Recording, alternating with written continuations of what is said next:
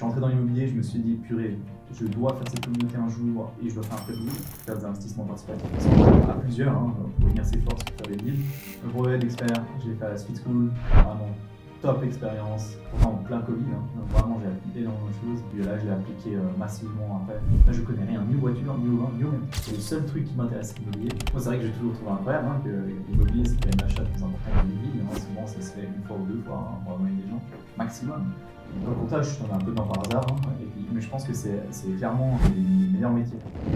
Alors, salut Edouard, merci d'être venu à ce podcast vidéo que je lance. Merci d'avoir accepté mon invitation à participer à ce podcast. Donc, pour ceux qui ne te connaissent pas, je te fais une vite présentation et après tu rebondis sans autre. Le but, c'est de pouvoir partager en toute transparence. Donc, Edouard Clerc, tu es présent dans l'immobilier, tu as une société immobilière et là, on te voit beaucoup sur les réseaux sociaux. Du coup, moi, ça m'a interpellé en tout cas de pouvoir connaître un petit peu ton parcours et voir qu'est-ce qui a fait qu'aujourd'hui, tu te retrouves à te mettre en avant par rapport aux réseaux sociaux, parce qu'effectivement, il y avait un manque là-dessus, mais du coup, c'est un parcours qui est hyper inspirant. Donc voilà. Merci à toi, Oscar. Merci beaucoup pour l'invitation.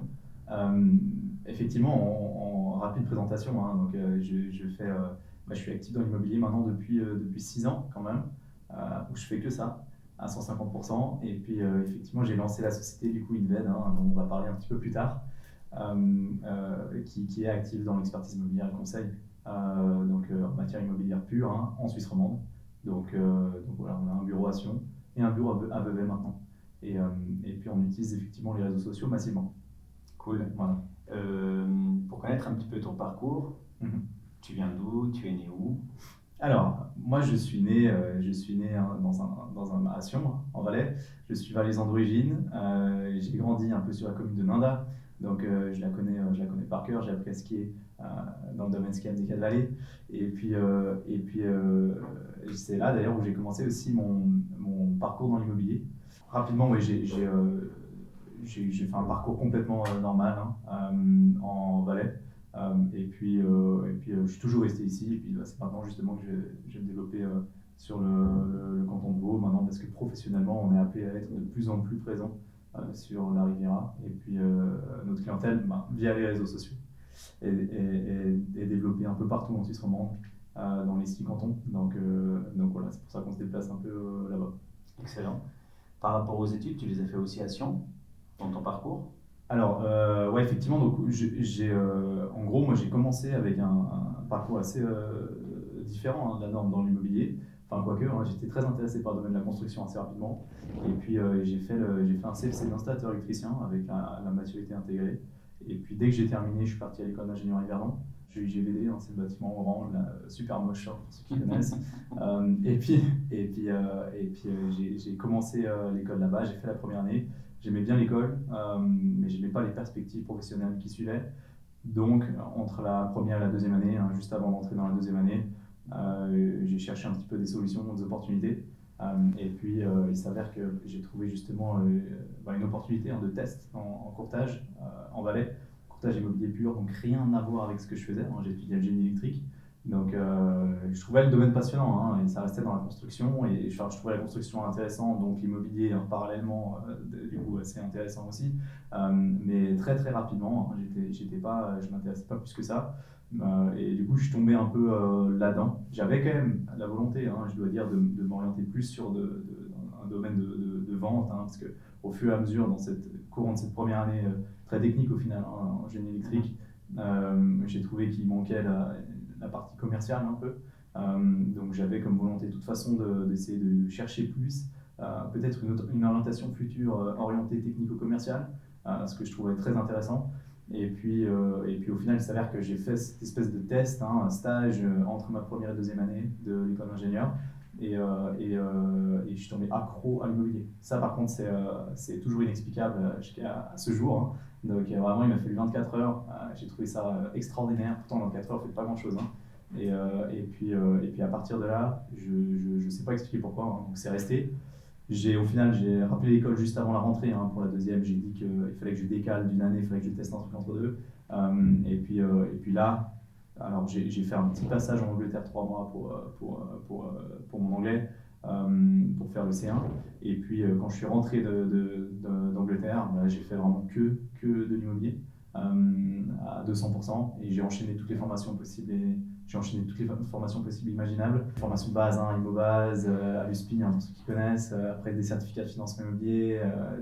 Donc j'ai fait toutes les formations de base possibles en attendant de pouvoir faire un brevet. Et dès que j'ai pu m'inscrire au brevet, je me suis inscrit au brevet. J'ai fait le brevet d'expert, maintenant brevet de gérant d'immeuble. Et puis je suis en train de suivre le diplôme fédéral d'administrateur du bien immobilier. Et voilà, ça, ces diplômes, je les fais maintenant uniquement parce que je trouve que ce domaine il est simplement extraordinaire. J'ai envie de tout savoir sur le domaine. Donc voilà, c'est pour ça que je continue.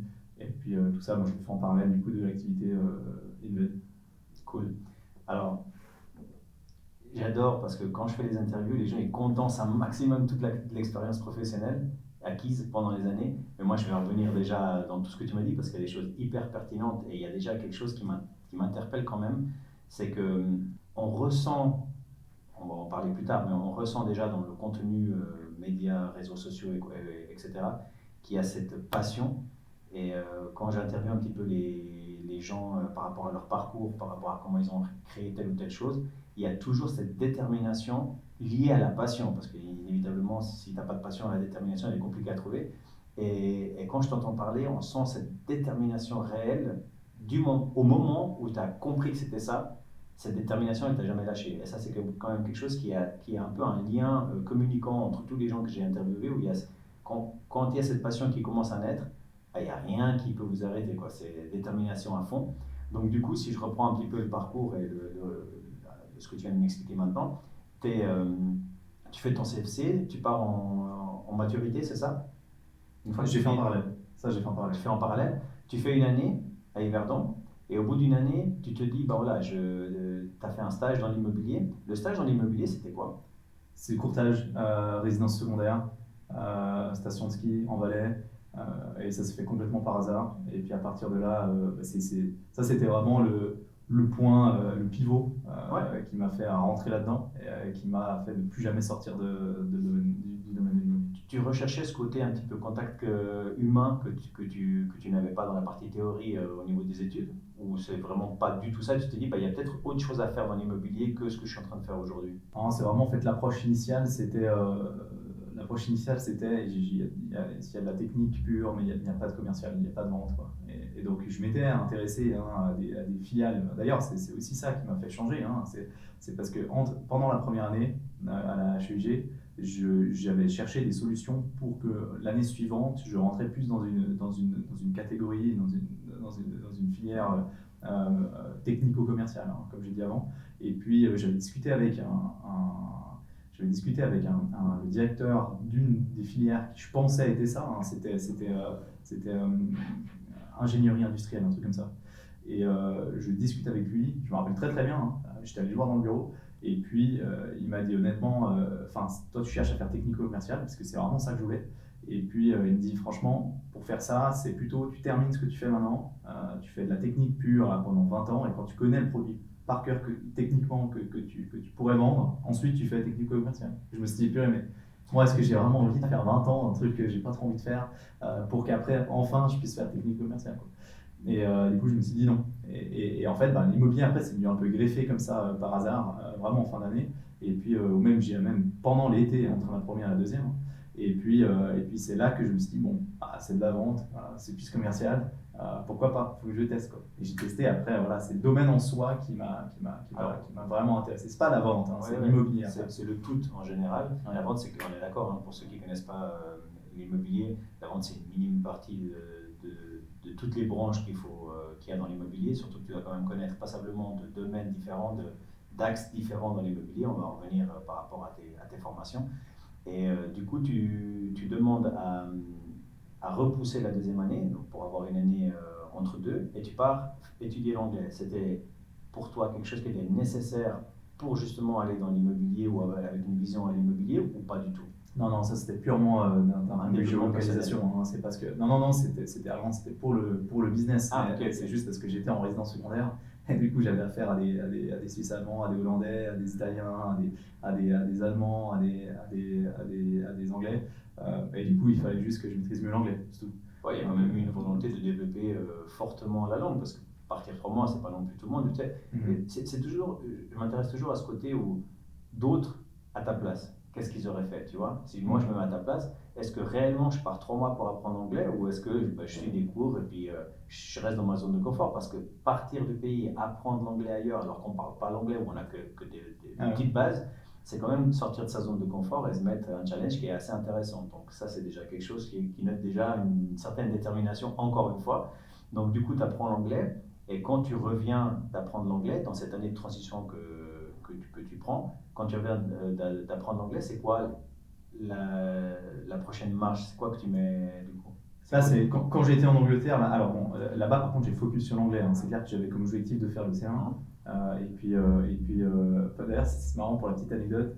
Dans l'école dans laquelle j'étais, là-bas, il y a toujours en fait, on fait un entretien de base. Et puis après, ils prennent en considération combien de temps tu restes et ils disent, OK, tu vas pouvoir faire tes examens. Et puis, moi, j'étais arrivé à l'entretien. Ils m'ont dit, et l'école payait en gros, si j'étais dans une école là-bas, l'école payait en gros un examen. Et puis je pense que d'un point de vue statistique, il faut quand même gaffe parce que les gens réussissent quoi, l'examen dans lequel ils orientent les gens. Et du coup, ils m'ont dit il faut faire le first, quoi, le B2. Et moi j'avais pour objectif de partir là-bas et de faire le C1. Et du coup, j'ai dit effectivement dans cet entretien, je leur ai dit écoutez, comment je fais pour faire le C1? Parce que moi je veux faire le C1. Il faut me pousser, il faut me mettre dans la classe la plus compliquée. Et puis bon. Et puis elle m'avait dit non, non, il faut que tu fasses le B2, le C1, de toute façon, tu es là 3 mois, et puis là-bas, ce genre en fait, ce genre de voyage, c'est aussi un peu pour faire des rencontres, faire des soirées, etc. Mais bon, moi, c'était pas du tout mon but. Hein.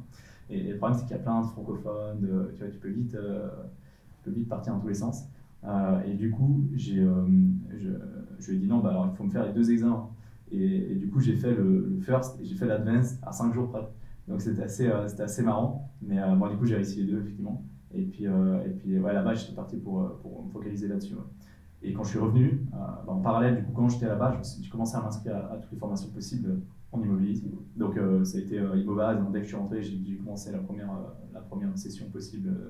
J'étais rentré premier, en gros, le 26 décembre. Et en janvier, j'ai commencé dès que possible la formation. Et ensuite, quand j'ai fait ça, j'ai fait certificat de financement, etc. J'ai enchaîné. L'Immobase, quand tu fais la formation, quand tu commences à avoir un petit peu les branches que tu vois, parce qu'Immobase, le nom le dit, c'est la base de l'immobilier, donc je pense que tu touches un peu à tout. Tu sais déjà sur les branches que tu vas t'orienter, ça continue à te donner cette envie d'aller dans l'immobilier ou tu te dis, ouh là là là là, c'est pas du tout ce que j'avais pensé, c'est pas du tout ce que j'avais envisagé. Alors, ton parcours prouve que non, mais par rapport à la situation que tu as vécue ce jour, quand tu as passé l'examen, parce qu'il y a un examen à Immobase, ouais. C'était comment? C'est vrai que ça filtre quand même. Hein. Ça filtre au moins, je dirais, si c'est pas la profession en elle-même, c'est le type de profession. Parce que dans l'immobilier, on peut faire plein de choses. Hein.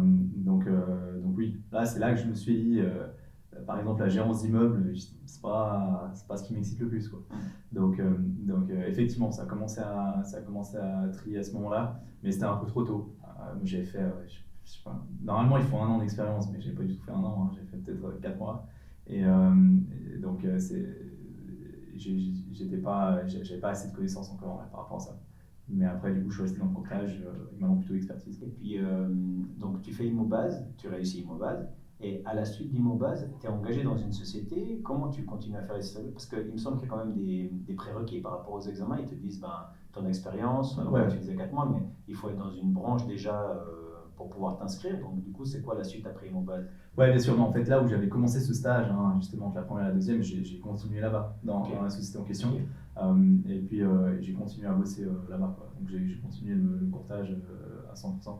Et puis après, dans le cadre des formations, c'est pour ça que j'ai fait le certificat en financement derrière, parce que j'étais dans le courtage, ça faisait du sens. Quoi. Ok, donc la suite logique d'Immobase, c'était la certification, non, le document que tu as fait par la suite. Certificat en financement. Le certificat en financement immobilier, c'était la suite logique de l'Immobase pour toi par rapport au courtage. Parce que toi, là, par rapport à l'Immobase, tu t'es dit, le courtage, c'est quand même ce qui m'intéresse le plus.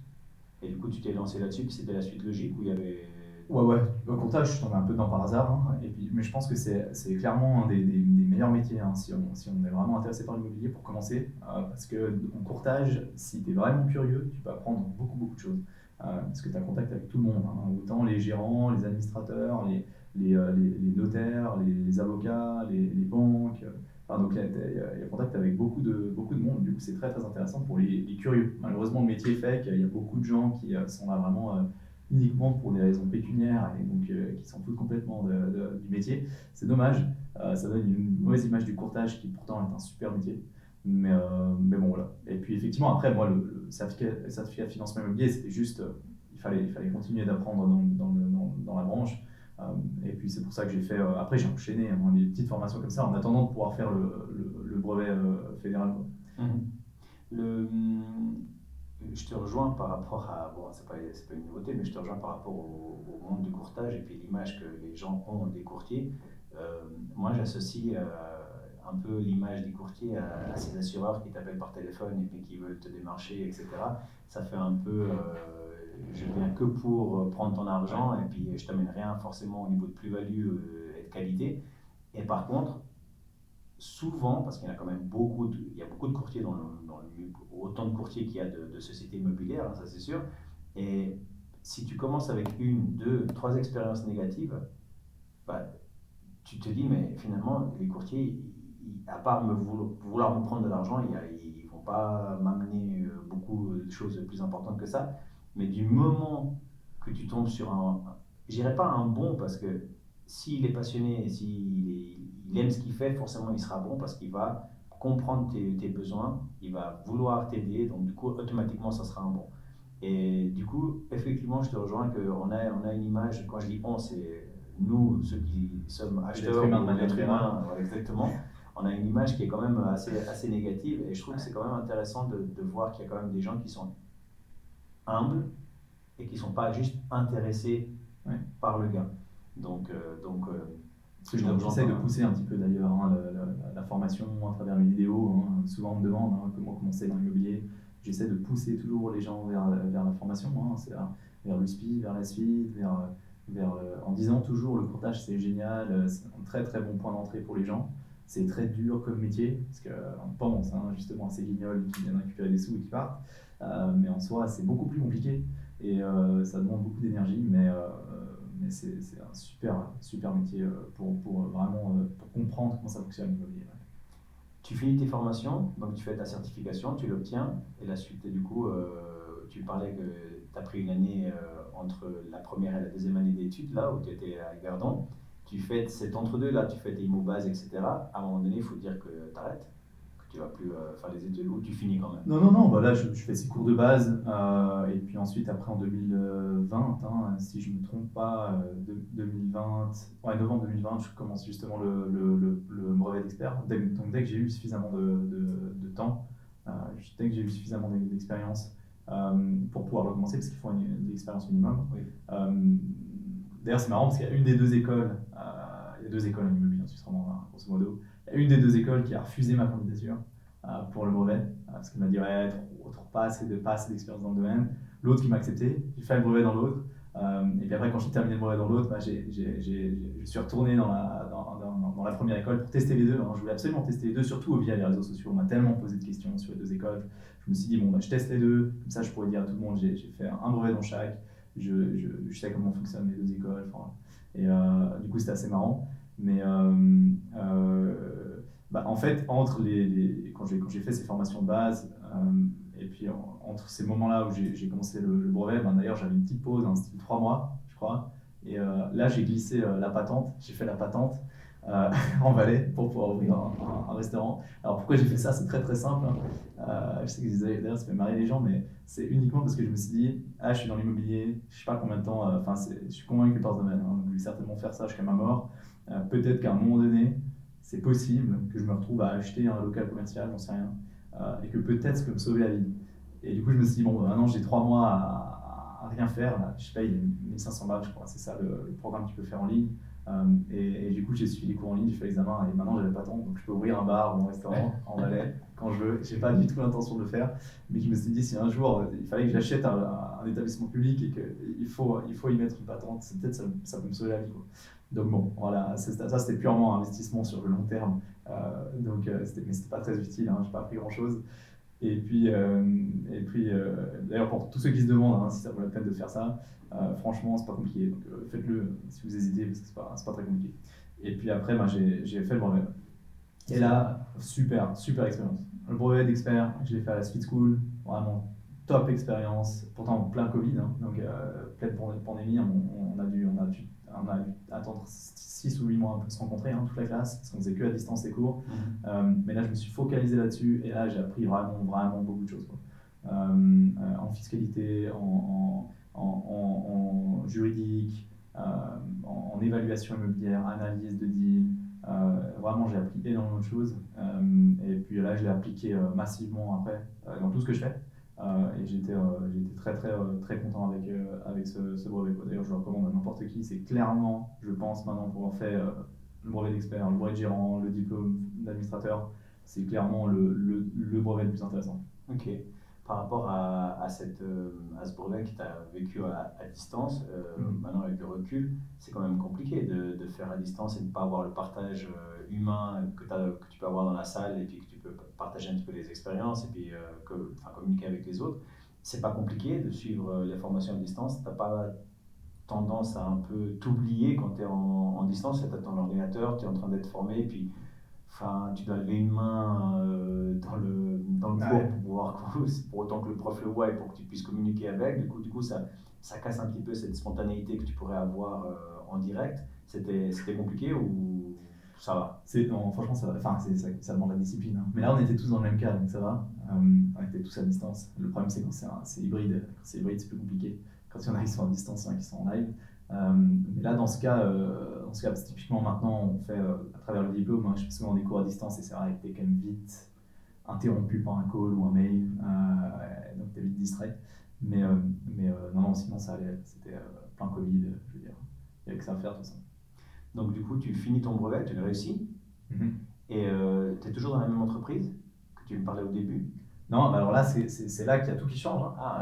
En gros, avant de faire quoi que ce soit comme contenu sur les réseaux sociaux, c'est là qu'on commence à rentrer vraiment dans le digital et dans InVed, donc dans la société. Je termine vraiment mon brevet le 1er mai 2022. Je reçois les résultats le 1er juin 2022 et le 1er juillet 2022. Je poste 3 vidéos par jour. En fait, mon idée, c'était, je dois... en fait, je sais que je suis jeune dans l'immobilier, ça a mal passé. À ce moment-là, j'ai 24 ans, 23 donc, quand je lance vraiment les vidéos. Mais bon, j'ai anniversaire le 25 juillet, j'ai lancé le 1er juillet, je passe à 24. Là, je me suis dit, en fait, je veux absolument créer une communauté. Ça, je sais pas pourquoi ça m'est venu. Mais ça m'est venu, ça c'était courant, je pense 2017, 2018. Je commençais à voir ces youtubeurs. Je me disais, purée, ce qu'ils font, c'est quand même vachement bien. Les mecs, ils ont une vraie communauté solide sur laquelle ils se reposent. Alors, ils la monétisent, mais 2, ils font des trucs super avec. Et je me suis dit, purée, si je peux trouver mon domaine de prédilection un jour et faire ça, je serais vraiment très. Je mettrais toute mon énergie là-dedans, quoi. Je savais que ça serait une solution. Je suis entré dans l'immobilier, je me suis dit, purée, je dois faire cette communauté un jour et je dois faire un club deal. On peut en parler après peut-être, pour faire des investissements participatifs ensemble. À plusieurs, pour unir ses forces pour faire des deals. Parce que je voyais très bien ce qui se faisait en fait. Dans le courtage, c'est ça qui est intéressant. On voit ce qui se vend, on voit ce qui se fait. Et puis en voyant aussi ce qui se passe entre deux, et les marges, des fois on se dit, putain, c'est des trucs intéressants, quoi. Et du coup, je me dis, purée, il faut que je fasse ça un jour, mais j'ai pas d'argent. Donc voilà. J'ai commencé, peut-être qu'on en parlera aussi, j'ai commencé mon premier investissement dès que j'avais suffisamment de cash, mais très peu. J'ai acheté un petit appart. C'est comme ça aussi que j'ai commencé à faire mes expériences à moi en tant qu'acheteur, et puis investisseur pur. Mais voilà, pour revenir sur le brevet, en 1er juin, je reçois mes résultats, j'ai réussi. 1er juillet, je commence à publier. Et puis je m'étais dit justement, je vais être très jeune, visible sur Internet, dans l'immobilier en Suisse. C'est un domaine qui est très vieillissant quand même, c'est l'idée par l'ancienne génération. Il faut que je sois crédible. Donc comment je suis crédible? Par des formations, donc par le brevet fédéral. Et je me dis, tout ce que je vais redire dans cette vidéo, c'est soit un truc que j'ai fait moi, soit un truc que j'ai vu au brevet, soit un truc que j'ai suivi de très très près par mon expérience professionnelle en courtage. Je me suis dit, je ne peux pas, au pire des cas, il y a des haters qui vont me dire que je dis n'importe quoi, mais je sais ce que je dis, quoi. Ce que je dis, c'est vrai, point. Et du coup, c'est exactement ce que j'ai fait. Donc, et ça s'est très très bien passé. Évidemment, il y a des haters. Évidemment, il y a des gens qui disent que, ma foi, j'ai jamais fait ce que j'ai fait parce que je suis jeune et dans l'immobilier suisse, ça passe moins bien. Mais bon, ça, j'en ai strictement rien à foutre. Moi, je sais ce que je dis. Exactement, c'est la bonne démarche, c'est cette détermination qu'on parlait au début. Ouais. Moi, il y a un truc qui m'interpelle et je pense que c'est ce qui te démarque de ce qu'on voit actuellement. Parce que moi, je t'ai connu comme ça. Hein. Je consomme du contenu sur YouTube et autres. Quand je vois, parce qu'avant toi, il y avait d'autres qui ont essayé de parler un petit peu d'immobilier ou autre, mais franchement, voilà, ça n'avait ni queue ni tête, comme on dit. Et du coup, c'est vrai que l'immobilier en Suisse, c'est un peu tabou. Sauf si tu suis des formations et que tu t'y intéresses, c'est pas quelque chose qui est mis en avant forcément. Quand c'est mis en avant, c'est pour parler des chalets à 6 millions, 7 millions en Valais. Ouais. Donc, c'est pas forcément quelque chose qui attire le commun des mortels. Voilà, le commun des mortels ou la classe moyenne, j'ai envie de dire. Et du coup, il y a quelqu'un qui arrive et qui donne un coup de jeune, de nouveau, c'est pas parce que tu es jeune ou autre, mais qui donne un coup de jeune à ce secteur-là et qui surtout sait de quoi il parle. Alors, c'est clair que dans ce que tu dis, tu essayes de simplifier au maximum le vocabulaire parce que justement, encore une fois, je reviens sur le commun des mortels, ben, on n'a pas toutes les bases, on n'a pas toutes les connaissances dans l'immobilier. Et je trouve que ton approche sur cette simplification du texte de l'immobilier nous a amené des thèmes, nous a amené des discussions dans tes podcasts, dans ta chaîne YouTube, etc., avec des gens qui sont dans le domaine, et puis toi, tu arrives à simplifier un maximum, ben, amène un coup de jeune et surtout une visibilité qu'il n'y avait pas avant. Franchement, si tu t'y intéresses pas et que tu vas pas lire des bouquins comme ça ou t'intéresser, comme je disais avant, sur la lecture, tu n'as pas de contenu en Suisse sur l'immobilier suisse qui casse un petit peu les codes de dire mais tu peux investir en Suisse. Moi, alors, je connais un petit peu l'immobilier, mais si forcément en voyant tes vidéos, je me dis bah oui, finalement c'est quand même possible. On casse un petit peu le mythe de oh, c'est inimaginable de pouvoir investir en Suisse, c'est inimaginable de t'acheter quelque chose en Suisse, etc. Donc par ton parcours, bah, on va en revenir, mais c'est quand même quelque chose qui m'interpelle positivement de me dire il y a quand même quelqu'un qui a envie de mettre en avant un thème, un contexte, des situations qui sont quand même en temps normal pas mis en avant. Et en toute transparence, parce que c'est pas facile d'accepter de mettre en avant ce que tu as fait de bien, mais aussi ce que tu as fait de mal, parce qu'il y a aussi des situations où effectivement, j'ai acheté ça, est-ce que c'est une bonne idée, j'ai rénové ça, est-ce que c'est une bonne idée, est-ce qu'il y a un bon investissement là, tu fais aussi du conseil, du suivi, etc. Et inévitablement, c'est l'apprentissage de la vie, de tes expériences qui ont fait que... Mais du coup, donc déjà, bravo pour cette chaîne parce que je la suis et j'adhère totalement. Je disais, donc par rapport à ta formation, tu finis ton premier brevet, parce que tu en as fait un autre, je crois, ou deux autres. Donc tu finis ton premier brevet.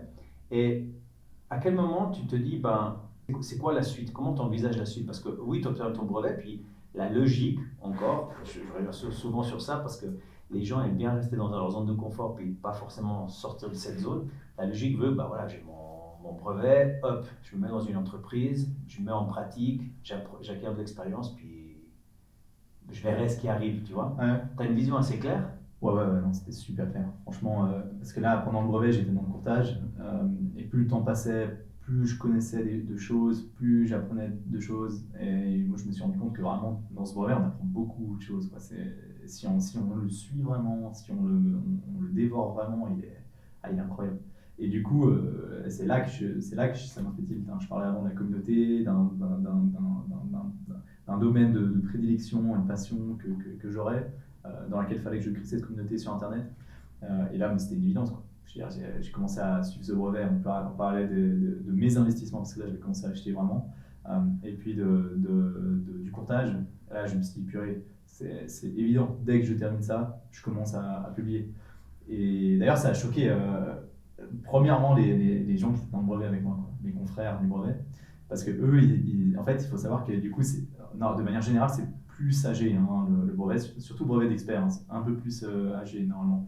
Et donc c'est vrai que moi, la personne la plus jeune avait 32 ans au cours du brevet, sauf moi, effectivement, là j'avais 23. Du coup, j'étais un peu détaché des conversations avec les autres, parce que ça parlait un peu enfant, ça parlait aussi professionnel de l'immobilier, mais beaucoup plus avancé que moi. Et alors j'écoutais beaucoup, hein, mais je parlais très peu. Et en fait, je récupérais beaucoup d'informations de ce qui se disait quand on buvait des cafés, quand des questions en classe. Du coup, c'était très intéressant. Moi, j'ai gagné, je pense, facilement en 10 ans, quoi, parce que j'apprenais de l'expérience de ces mecs qui avaient déjà 15 ans d'expérience, quoi.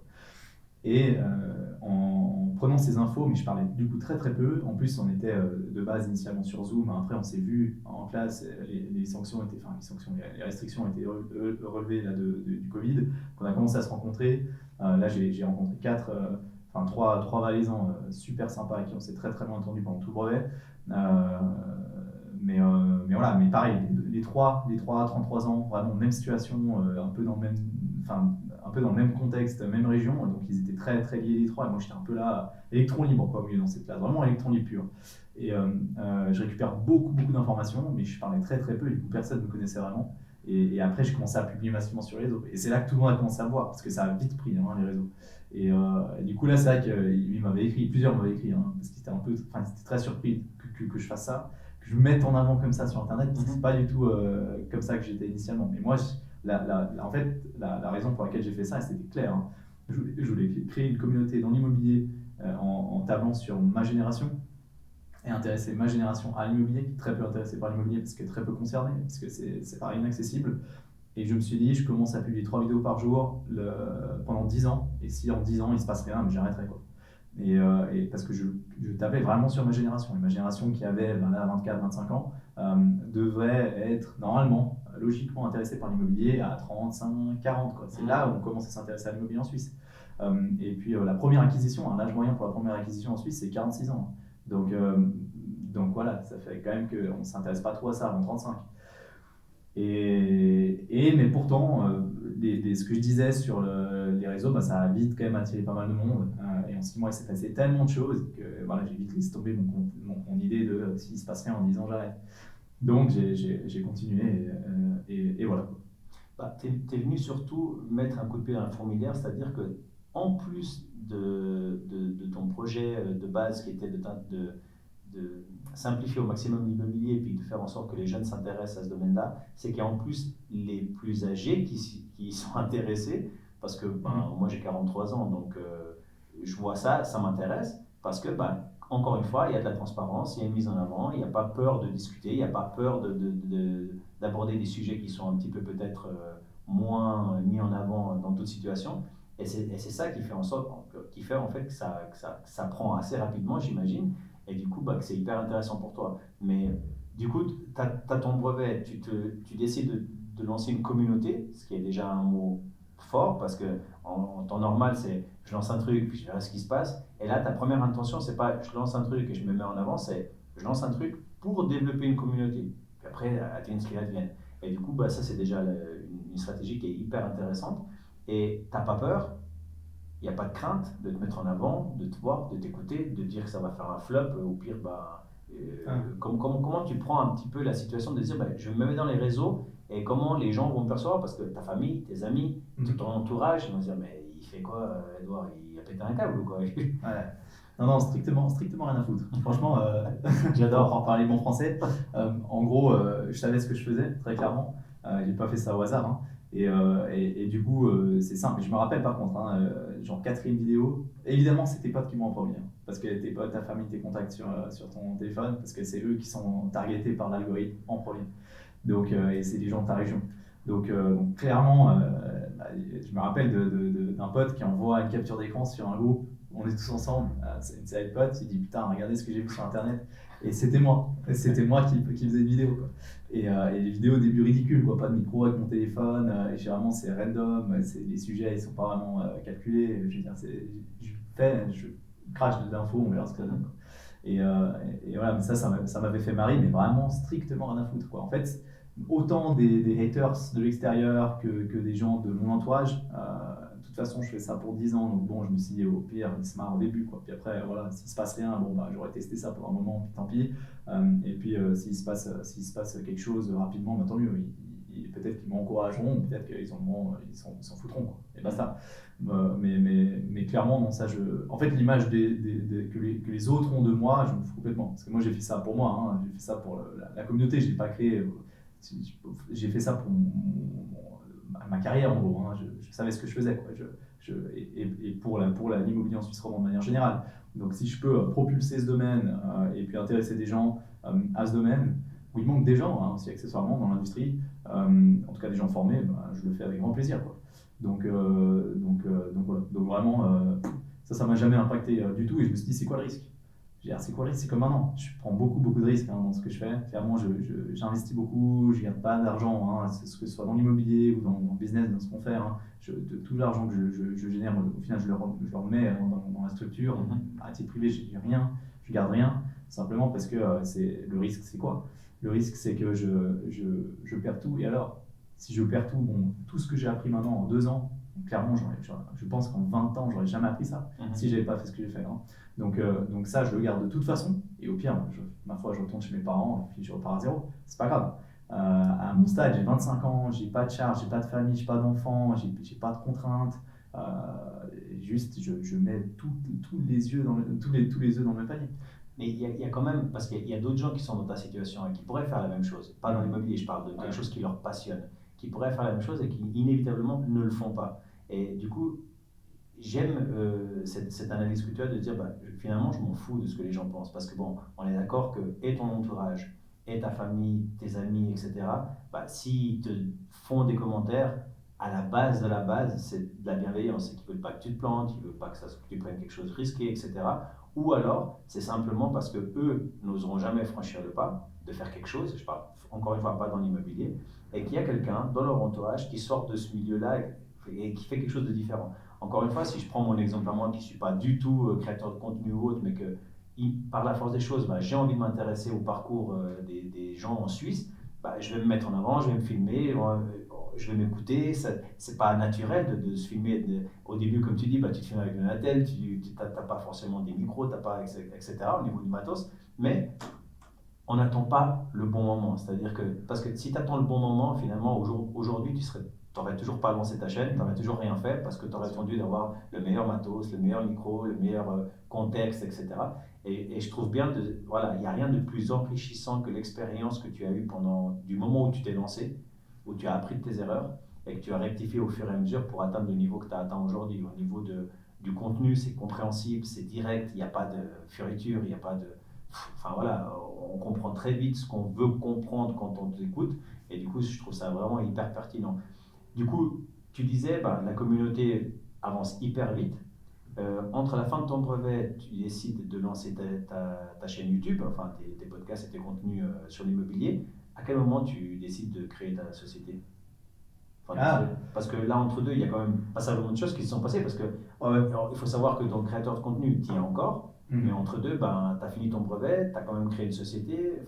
En soi, j'avais déjà créé, Inved existait déjà parce que je l'avais faite notamment pour faire les premières acquisitions immobilières. Donc ça existait déjà.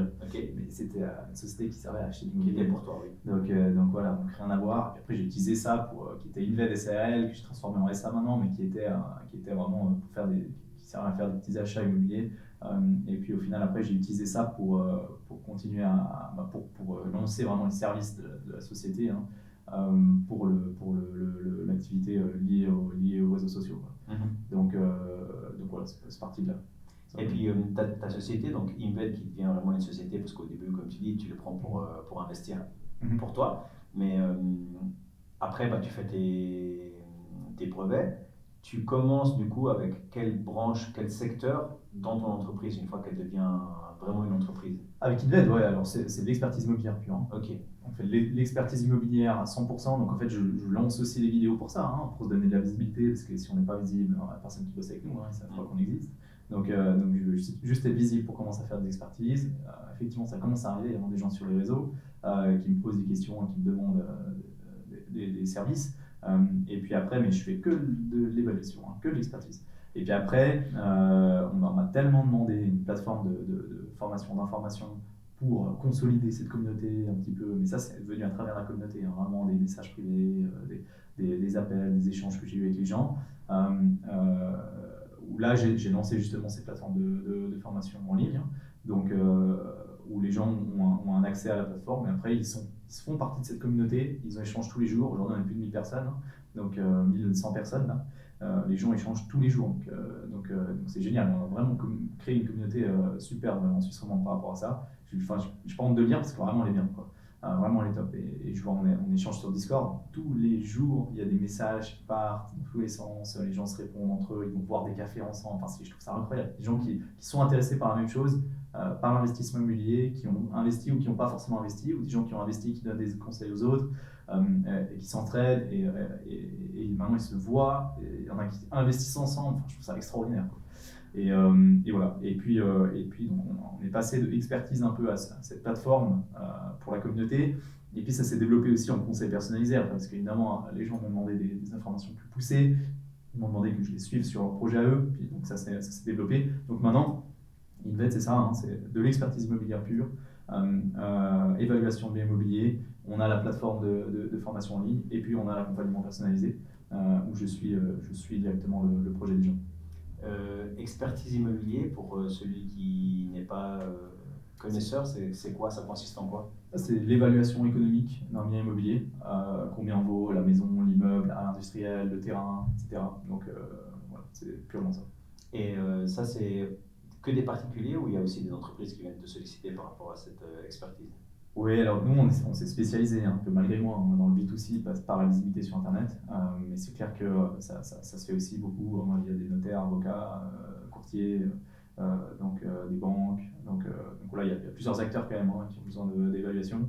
C'est vrai qu'aujourd'hui, le marché immobilier se spécialisant de plus en plus. On a besoin quand même de gens compétents et puis d'informations qui sont assez creusées. Hein. Il y a beaucoup de choses à prendre en considération et de plus en plus, parce qu'il y a de plus en plus de lois. Donc voilà, ça commence à être de plus en plus technique, hein, l'évaluation économique d'un immeuble. Et puis c'est pour ça que non, ça marche assez bien, c'est cool. Et puis là, on a vraiment un super modèle, je pense. Cool.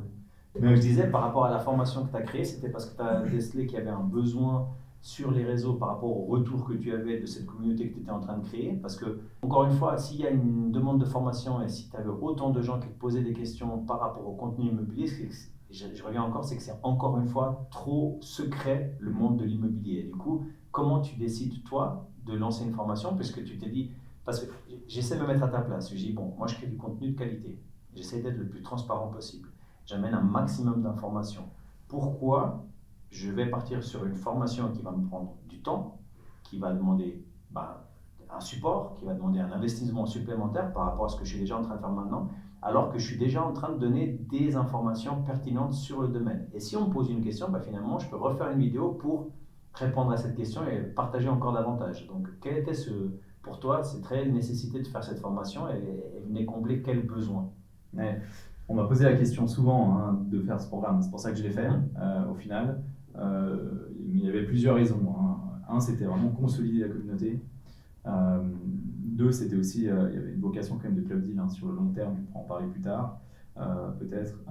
Et puis trois, moi mon but c'était que n'importe qui rentre là-dedans, vraiment il ait tout ce qu'il a besoin pour pouvoir investir dans l'immobilier en Suisse romande.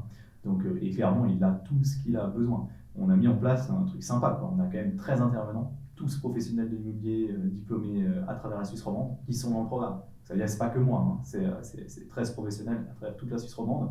On parle de tous les cantons séparément avec des experts dans chaque canton. Le canton du Valais, c'est même pas moi qui l'ai fait. J'ai pris deux spécialistes dans le canton du Valais pour ça, un pour la résidence secondaire, un pour la résidence principale. Enfin bref, donc c'est assez bien, c'est quand même bien structuré.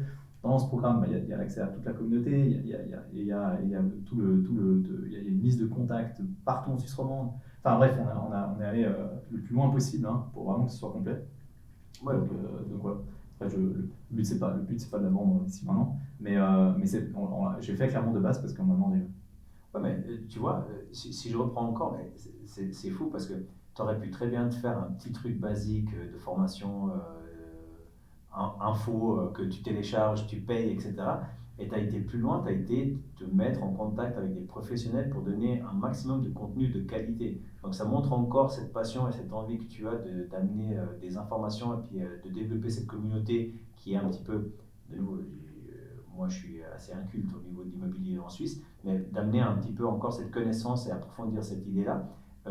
Comment tu contactes les gens pour venir avec toi pour créer cette formation, et est-ce que tu as un retour assez positif? Parce que tu me parlais de ta jeunesse qui des fois peut déranger. Ouais. Peut déranger. Ouais. Donc du coup, tu amènes des gens expérimentés, comment tu vas les réseauter, on va dire, et comment eux réagissent par rapport à ta proposition de venir à cette formation?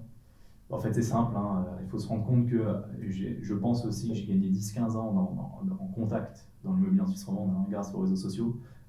Et puis, il y a plusieurs catégories de personnes, hein. Il y a les personnes les personnes privées simplement qui prennent des conseils, hein. Après, il y a les haters qui sont privés. Donc, c'est des gens qui ne comprennent rien à l'immobilier, ils ne connaissent rien, ils crachent dessus juste parce que je suis sur Internet. Ils voient ma tête, ils en ont marre de la voir. Et puis, il y a après, eux ne me dérangent pas trop. Après, il y a quelques professionnels qui sont un petit peu réticents, hein, mais ça, je pense que c'est aussi parce qu'ils ne comprennent pas trop ce qui se passe.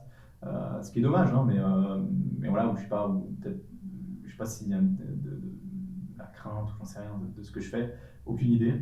Mais par contre, il y a énormément de professionnels immobiliers qui m'ont écrit en privé, que personne ne voit parce que c'est pas dans les commentaires publics, hein, et des privés aussi, hein, mais des personnes privées aussi, mais dans les professionnels, si on se focalise sur les professionnels, c'est comme ça que j'ai construit ce programme, hein, c'est avec eux, et il y en a beaucoup qui m'ont écrit, et c'est génial, et c'est super ce que tu fais, c'est incroyable, faut qu'on se rencontre, faut qu'on en parle, et j'en ai vu énormément, énormément, et de tous les cantons de Suisse romande, et de tous les domaines. Des experts, des courtiers, des gérants, des administrateurs PP, des architectes, des développeurs, absolument tout. Et ça, c'est incroyable. D'ailleurs, un des premiers contacts que j'ai eu via TikTok, hein, c'est un promoteur à Genève. Aujourd'hui, on fait des projets ensemble. Et je trouve ça incroyable. Le mec, il m'a écrit sur TikTok. Il m'a dit ouais, salut, c'est cool ce que tu fais. J'ai une parcelle estimée à Genève. Je me dis purée, attends, 900 balles et tout. Parce que en plus, je facturais rien avant, mais c'était au début. Hein. Je me dis putain, 900 balles, je vais aller à Genève aller-retour. Je fais 4 heures de train pour aller estimer une parcelle là-bas pour le développeur. Est-ce que ça vaut la peine, quoi. Et je me dis bon, c'est le début et tout, et je me dis peut-être ça fait un contact, quoi. Peut-être que sur le long terme, il y aura d'autres expertises à faire. Et je me dis vas-y, je fais. Et je vais jusqu'à Genève, je visite et tout, je fais le truc, très bon feeling avec lui. Ils étaient deux. Et puis après, je suis revenu, je fais l'évaluation, j'envoie, etc. On a gardé les contacts et maintenant on fait des opérations ensemble. Je trouve ça extraordinaire. Et tout ça, c'est uniquement grâce à TikTok, quoi. C'est uniquement grâce aux réseaux sociaux. On ne se serait jamais vu autrement, c'est pas possible. Les mecs sont à Genève, moi j'étais en Valais.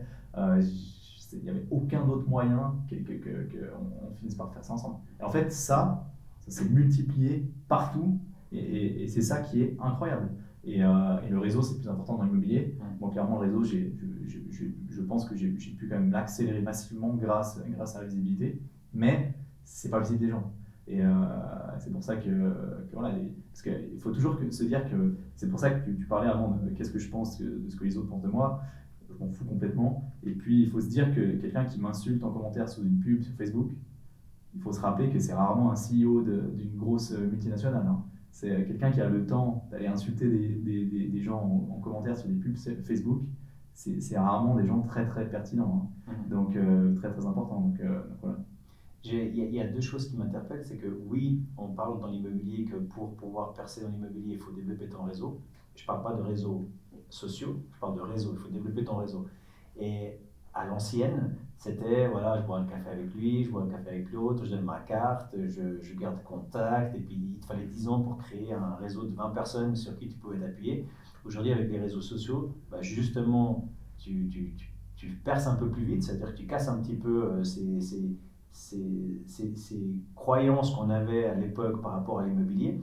Et du coup, ça me fait repenser, je rebondis par rapport à ce que tu disais, dans les échanges que tu as eus avec les gens, les retours que tu as eus sur tes publications et autres, tu as des personnes dans l'immobilier un peu plus âgées qui ne comprennent pas ce qui leur arrive, enfin qui ne comprennent pas ce qui se passe, pas ce qui leur arrive, ce qui se passe.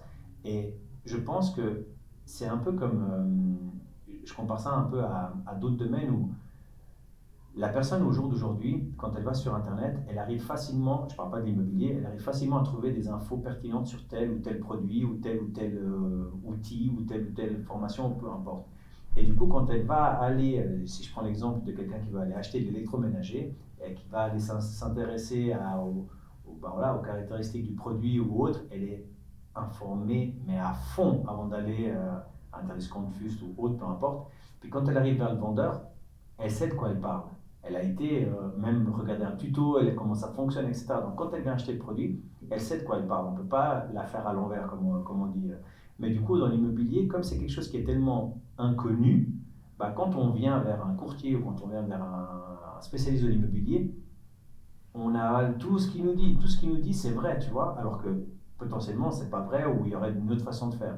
Et du coup, le fait que tu mettes en avant certaines situations, certaines explications dans l'immobilier, fait que les gens deviennent plus cultivés dans l'immobilier. Donc, inévitablement, ces gens qui deviennent plus cultivés, quand ils auront affaire à quelqu'un de l'immobilier, d'expérimenter, il ne pourra pas lui dire tout ce qu'il veut parce que la personne, elle est beaucoup plus cultivée que ce qu'elle a été jusqu'à maintenant.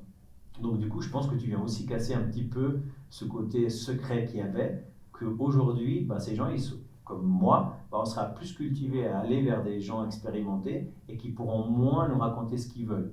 Et du coup, tu déranges un petit peu dans ce milieu. Tu vois, c'est possible, hein. Tant mieux si c'est le cas, hein. Tant mieux pour que les gens arrêtent de se faire avoir. Moi, c'est vrai que j'ai toujours trouvé incroyable que l'immobilier, c'est quand même l'achat le plus important dans une vie, hein. Souvent, ça se fait une fois ou deux fois, hein, pour la moyenne des gens, maximum. Donc, c'est vrai que je trouve assez incroyable quand même qu'il n'y ait aucune obligation ou restriction chez les professionnels de l'immobilier. N'importe qui peut aujourd'hui vendre des propriétés en Suisse. Et je trouve ça assez hallucinant. Alors après, on peut discuter des heures et des heures, hein, sur est-ce qu'il faut un brevet fédéral pour pouvoir vendre des immeubles ou accompagner les gens là-dedans.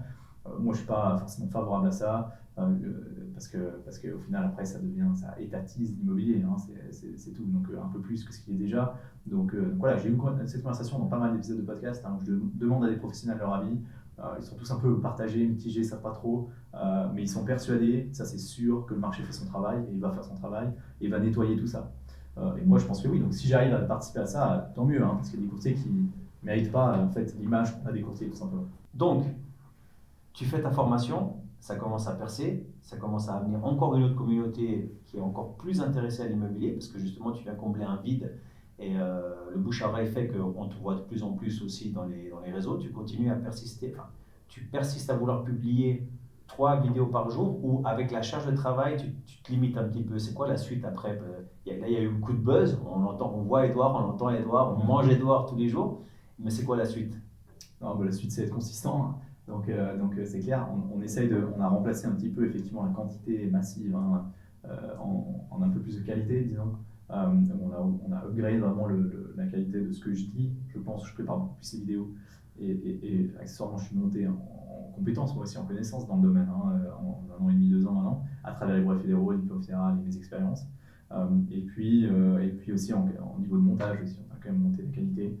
Donc voilà, on a réduit un tout petit peu, mais pour faire plus de qualité. Maintenant, c'est vrai que ça demande beaucoup de travail. Donc, on a une équipe, hein, maintenant qui s'occupe de ça. Donc clairement, moi je vois pas les vidéos qui sortent, hein, d'ailleurs. Donc vraiment, c'est le montage, publication, description, community management. Moi, je fais rien de tout ça, hein. Et puis, mais ça demande, c'est une charge de travail qui est énorme, hein, et c'est très très dur de tenir la cadence. Il faut être super discipliné. Et ça, c'est compliqué, c'est ce que j'en vois pas, hein. Je pense que tu parlais aussi avant de pourquoi toi tu l'as fait, mais il y a des gens dans de même situation, un peu même âge, pas trop de contraintes non plus familiales, hein, si je veux dire, qui pourraient très bien mettre tout leur temps là-dedans. Mais c'est clair que dans une passion, hein, mais c'est clair que malheureusement, au bout d'un moment, quand tu fais du business, tu veux faire du business, tu fais pas ce que tu aimes, tu fais ce que tu dois faire. Tu vois, et moi, c'est clairement ce qui s'est passé, hein. Est-ce que tu penses que j'avais envie, moi, de faire du montage vidéo sur mes premières vidéos? Mais jamais de la vie. Est-ce que j'avais envie de chercher quel micro marche le mieux, qu'est-ce qu'il faut acheter vraiment, comment on monte un setup, les caméras, les lights, comment ça marche? Mais jamais de la vie. Moi, j'en ai strictement rien à foutre de ça. Tu vois, ce qui m'intéresse, c'est le mobilier, c'est pas les vidéos, ou c'est pas le marketing digital. Ça, je m'en fous complètement. Donc après, je me suis entouré des bonnes personnes, j'ai eu beaucoup de chance par rapport à ça. Mais de base, initialement, je faisais tout, hein. Moi, les 3 vidéos par jour, c'est 6 heures par jour, je fais que ça, hein. Je fais la vidéo, je fais un script quand même, hein. Là, parce que la vidéo qui dure 40 secondes, au final, elle dure 5 minutes quand tu la tournes, hein. Après, il faut cut, il faut monter, machin.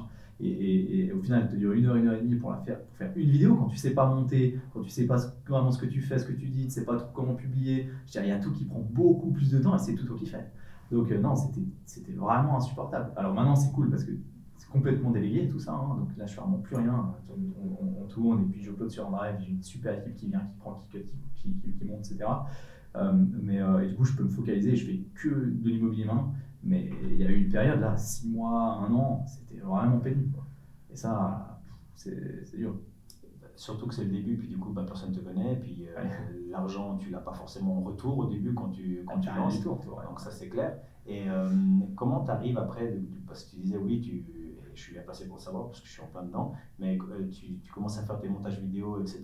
pour qu'on te connaisse un petit peu, mais au fur et à mesure que ça avance, comme tu le dis, tu commences à professionnaliser un petit peu plus tes vidéos. C'est-à-dire que tu as un script, tu sais ce que tu veux dire, comment tu veux le dire, même si ça prend temps et que tu fais un montage derrière, etc. C'est le retour des gens au niveau commentaire qui dictent un petit peu ce que tu veux faire comme montage, parce que c'est le besoin, ou tu as une ligne conductrice de dire, bah voilà, aujourd'hui je vais parler de ça, demain je vais parler de ça, après-demain je vais parler de ça, et ainsi de suite. Non, alors, effectivement, je réponds aux questions des gens, ouais, principalement. Ouais, c'est surtout ça. Je réponds aux questions des gens. Et puis voilà, après, c'est surtout les vidéos YouTube qui sont plus travaillées maintenant. Avant, c'était vraiment, j'allume la caméra, je dis ce que je pense, hein, mais maintenant, c'est un peu plus travaillé. Parce que j'ai pas envie de faire perdre du temps aux gens aussi. Hein, donc, j'essaie d'aller droit au but, en étant le plus complet possible. Mais ouais. Mais bon, après le contenu court, c'est un peu plus effectivement sur le tas, quoi. Mais je réponds toujours aux questions des gens, c'est surtout ça. C'est ça qui fait en sorte que, par exemple, aujourd'hui, tu vas lire tes commentaires cet après-midi, puis demain, ça va tout de suite te donner une idée de vidéo à filmer puis à lancer pour être le plus réactif possible et puis être au goût du jour, ou tu te donnes un petit peu de... Après, c'est un peu plus organisé quand même, hein, parce que c'est clair que je tourne pas une vidéo, deux vidéos par jour. Hein, on tourne beaucoup, un coup, après on utilise ça sur la durée que tu fais toi. Ouais, sinon tu t'en sors pas, simplement. Donc voilà, effectivement, je planifie un peu ça à l'avance, on s'organise bien, et puis après, je tourne ça. Mais en gros, mes week-ends, je les passe à faire ça. Hein. C'est clair que faut pas penser que maintenant, ça prend plus de temps. C'est sûr que la partie immobilière a vraiment repris enfin dessus vraiment sur ce que je fais. Donc, je fais vraiment que l'immobilier maintenant, mais mes dimanches je les passe à tourner vidéo. Faut pas penser que je les passe à m'amuser. Hein. C'est clair que c'est sûr que là ça demande beaucoup d'énergie encore. Mais d'un côté tant mieux, parce que ça veut dire que les gens qui font confiance en toi sur cette partie pro, bah, ils ont finalement un retour de qualité parce que tu t'es investi à 100% là-dessus, et que la personne qui prend contact avec toi, elle va pas simplement se dire bon, finalement il n'a pas de temps pour s'occuper de moi parce qu'il fait ses vidéos à longueur de journée. Donc effectivement tu dois commencer à organiser ta semaine de façon à pouvoir amener du contenu de qualité sur les réseaux et donner du contenu de qualité pour les gens qui te sollicitent pour le niveau professionnel. Donc ça c'est clair, tu peux pas y échapper. Et puis c'est clair que c'est du temps investi, mais comme tu dis, c'est déjà une passion. Et puis après, c'est vision à long terme. Donc ça, c'est clair que c'est que du positif, en tout cas par rapport à ça. Les gens que tu contactes pour faire des podcasts vidéo dans l'immobilier, parce que, alors moi, c'est ton parcours qui m'a intéressé, depuis ton enfance jusqu'à qu'est-ce qui fait qu'aujourd'hui, tu es là où tu es. D'ailleurs, on a passé outre, mais tu m'as parlé en off que tu avais fait du violon et tu avais fait du foot. Donc ça, c'est quelque chose que les gens ne connaissent pas de toi, parce qu'ils vont se dire que tu fais qu'il y a que ce côté un petit peu immobilier qui est en avant, et puis on dirait que tu es né, on t'a donné un livre sur l'immobilier, puis tu as fait que ça toute ta vie. Mais du coup, tu as fait du violon pendant 10 ans. Ouais, j'ai fait du violon pendant 10 ans que je veux absolument reprendre maintenant. C'est dur parce que j'ai peu de temps, mais je veux absolument continuer à en faire. Ouais. Okay. Par contre, le foot, j'ai tombé. Mais j'ai fait 15 ans de foot. Ouais. 15 ans de foot, je jouais en 6. Ok. J'étais pas trop mauvais, hein, mais j'ai trop un caractère de merde. Ouais, c'est pas possible, j'ai vraiment un caractère de merde. Je suis le mec que tu veux pas avoir dans ton équipe parce que vraiment, je supporte pas perdre et je suis très très mauvais perdant et vraiment un mauvais caractère. Quoi. Je suis vraiment le cherche-merde sur un terrain de foot que vraiment tu veux pas avoir contre toi, un peu plus avec toi quand même, mais tu peux pas avoir contre toi. Mais si je suis avec toi, tu veux plutôt qu'on s'entende bien parce que sinon, c'était horrible. Et vraiment, il y avait un Edouard hors foot, un Edouard pendant le match de foot, hein, parce que vraiment c'était une catastrophe. D'ailleurs, j'ai arrêté, je commençais à me faire des ennemis, hein, vraiment dans le domaine, parce que c'était insupportable. Donc bon, je me suis rendu compte de ça. Bon, au moins, tu as arrêté, parce qu'il y en a qui continuent toute leur vie, hein, malgré le fait que tu vois, ils changent d'équipe au fur et à mesure, parce que mais du coup, bon, voilà, il y a une expérience professionnelle, mais après, je trouve intéressant qu'il y ait bon, ton caractère reste le même, hein, essentiellement, mais quand tu prends l'équipe, quand tu vas jouer sur le foot, on dirait que tu es dans un autre contexte qui sort pas le pire de toi, mais qui sort un autre Edouard, tu sais, tu es dans un milieu, parce qu'il n'y a aucun joueur qui veut jouer pour perdre, il n'y a aucun joueur qui se dit, bon, on joue, puis on verra. Il faut un peu stoniaque, bordel, sur un terrain de foot. Mais il y a quand même ce côté où tu es quelqu'un d'autre sur le terrain. Tu sais, tu as une partie de toi que tu ne sors pas dans un autre contexte. Donc ça, c'est intéressant. Donc tu as arrêté. Mais du coup, le violon, Comment c'est tes parents qui t'ont dit C'est ma maman, ça. Ouais, ça, c'est ma maman. Elle en faisait, Piano. ils t'ont juste dit, bah, il faut que tu fasses. Tu vois, moi j'ai une petite fille de 5 ans, Ouais. alors déjà elle va faire ce qu'elle veut, mais un instrument, là, elle est en train de me dire, j'aimerais apprendre à jouer de la guitare. Tu sais, elle a ses petites guitares Ouais. en bois, sympa, elle joue, alors elle joue. Et voilà, Ouais. elle joue, on est d'accord. Mais du coup, bah, si elle veut faire de la guitare, bah, moi, full, elle fait de la guitare. Mais Ouais. du coup, toi, ta maman faisait du violon? Du piano. Du piano, Du elle fait piano, du piano, ok. ouais. Donc elle Puis, avait déjà cette fibre musicale. ouais. Puis elle a poussé un peu mon frère et moi à faire quelque chose, hein. Mon frère a fait du violoncelle pendant 3 ans et moi je fais du violon pendant 10 ans. Donc j'ai accroché plus longtemps. Mais clairement, maintenant je veux reprendre, hein. D'ailleurs, je vais reprendre des cours, hein. C'est prévu quand on se déplace à Vevey avec les nouveaux bureaux. Parce que je veux surtout pas perdre ça. Ce qui est dur, c'est la position, quoi. Putain, ça fait mal. C'est vraiment pas une position faite pour l'être humain. Mais t'es tout retourné. Enfin bref. Mais du coup, je veux absolument continuer parce que j'adore la musique classique, par contre, hein. J'écoute beaucoup de musique classique. Je vais souvent voir des concerts, hein, de l'OCL. Donc, c'est effectivement une partie de moi, et donc je parle vraiment jamais, hein, sur Internet. Mais disons, c'est soit. En fait, en gros, j'aime l'immobilier, ça, quoi. Ça s'arrête là.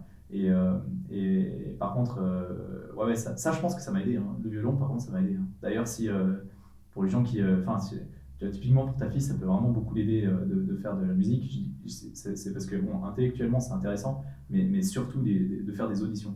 Ça, parce que tu fais des auditions, tu es quand même seul à présenter quelque chose devant des gens dès que tu es tout petit, quoi.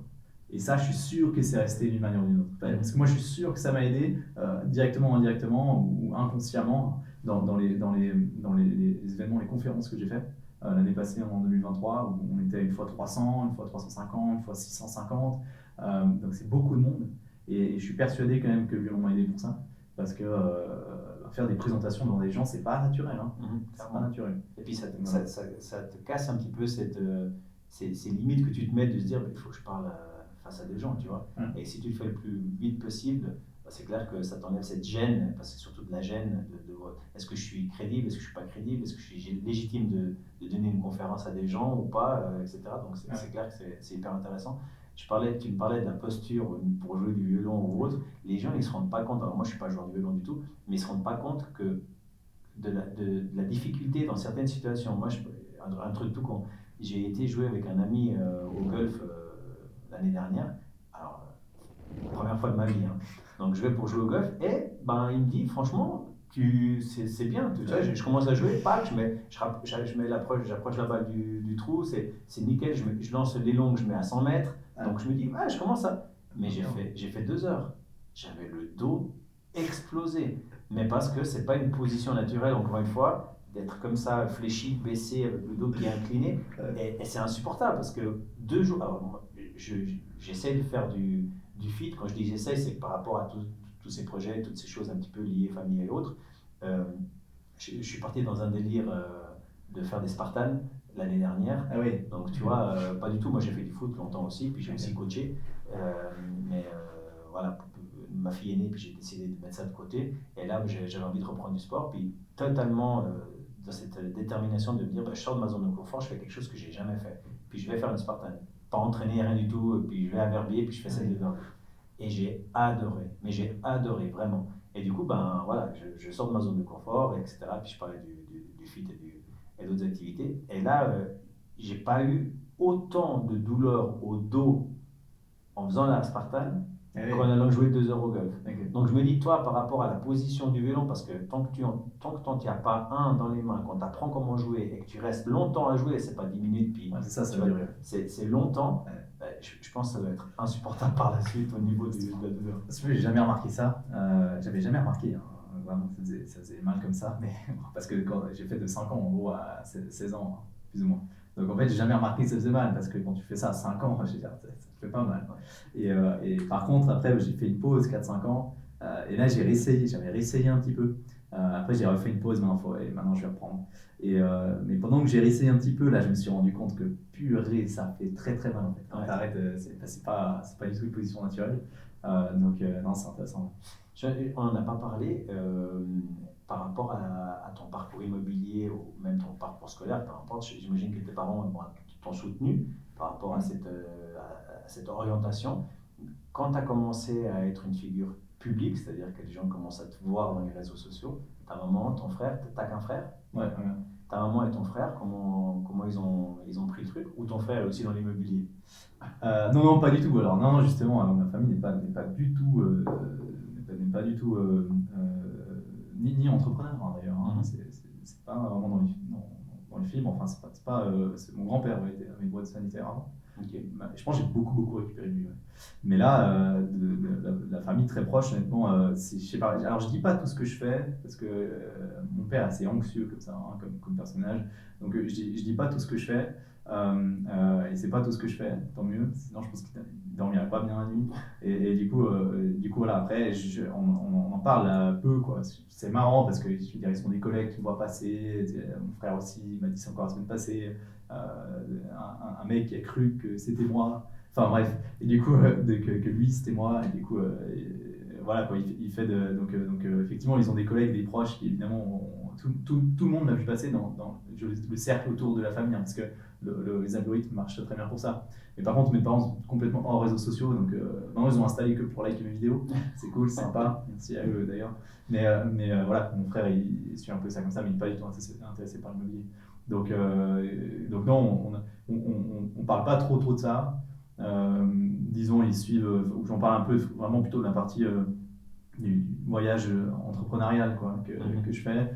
Ils voient comment ça évolue, mais après, typiquement, mon père, c'est le premier souvent à me dire, mais pourquoi tu te fais chier à faire ça? Tu ferais mieux de faire des expertises tranquilles, tu prends même pas un bureau, tu restes à la maison et Zone de confort. tu fais des expertises tranquilles, tu ferais beaucoup moins chier. Et je pense effectivement que je pourrais faire, moi, personnellement, hein, beaucoup plus d'argent en bénéfice, hein, et puis beaucoup moins de contraintes si je coupais tout. Je coupais tout et je focalise sur le programme en ligne et puis les expertises. Je fais que ça, ou je fais un peu de courtage même. Tu vois, je pourrais retourner dans le courtage. Là, avec le réseau objet, je pourrais trouver des objets. Vraiment, je fais que moi, comme ça, tranquille, programme en ligne, machin. On reste peut-être à 2 personnes, on fait que ça. Je pourrais faire beaucoup plus de sous, hein, mais c'est pas ce que j'aspire.